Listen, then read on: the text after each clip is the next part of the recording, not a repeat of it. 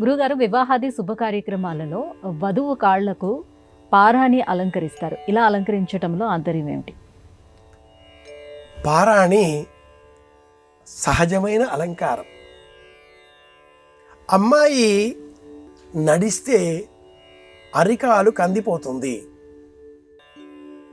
అబ్బాయి నడిస్తే అరికాలు కెంపు వర్ణానికి మారుతుంది.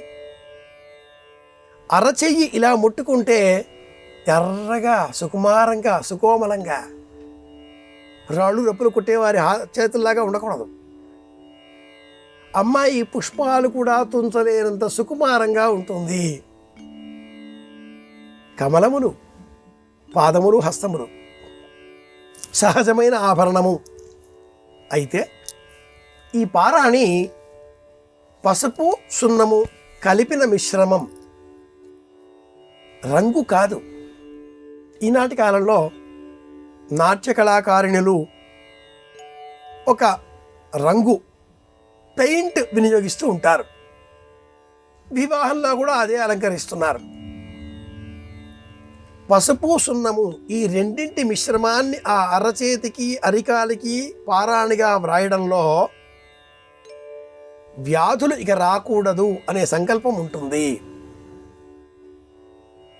వివాహ సమయంలో మంగళ స్నానాలు, అనంతరం నీటిలో చేతులు ఉంచడం, మాటిమాటికి కాళ్ళు కడుక్కోవడం, అనంతరం కూడా నీటిలో చేసే పనులు అధికంగా ఉండడం, వ్యాధి నిరోధక శక్తి, సహజమైన ద్రవ్యముల వినియోగం, అందంగా కనిపించడం, ఈ లక్ష్యంతో పారాణి అలంకరించాలి.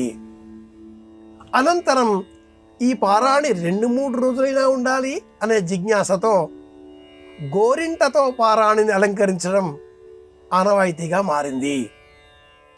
మొదటి ఉద్దేశ్యం వ్యాధి నిరోధక లక్షణం, రెండవ ఉద్దేశ్యం సుకుమారంగా ఉన్నారు వీరు, వరుడు వధువు అంటే ఎన్నుకోబడిన వారు అని అర్థం. ప్రత్యేకత వీరే.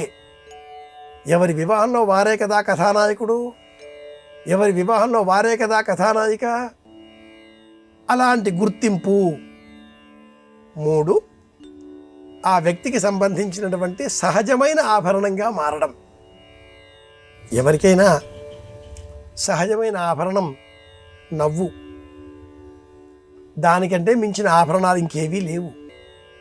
రకరకాల గొలుసులు వేసుకున్నా, ఉంగరాలు వేసుకున్నా, భుజకీర్తిని పెట్టుకున్నా, ఎన్ని ఆభరణాలు పెట్టినా రానటువంటి సొగసు ఒక్క నవ్వు వల్ల వస్తుంది. దానికి ఆ నవ్వినప్పుడు పలువరస జిగేలుమని మెరిసే విధంగా అరచేతిలో ఉన్న పారాణి, పాదములకు ఉండే పారాణి, ఈ వెలుగులు అక్కడ ప్రతిఫలించాయి అని శ్రీరామాయణం వర్ణన.